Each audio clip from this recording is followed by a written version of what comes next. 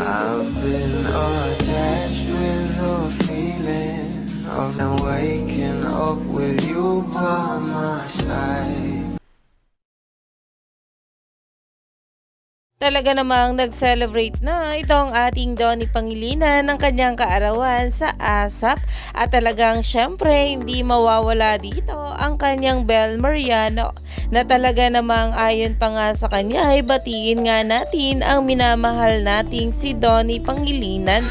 Siyempre, batiin naman natin ang minamahal nating kapamilya!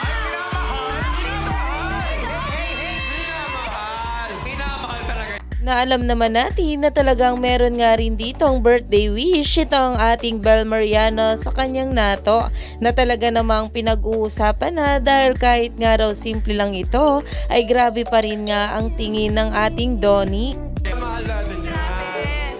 Kaya pala may mga pa-balloons.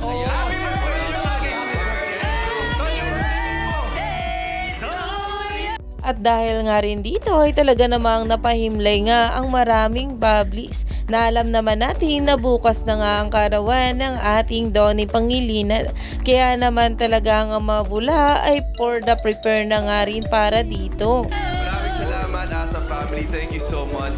You guys truly are an extended family of mine and I love you guys. Sa lahat po ng supporters na Kaya naman bukas ay talagang abangers na nga ang maraming bubbly sa kaganapan ng ating couple na sila Donnie at Bel sa kaarawan nga nito.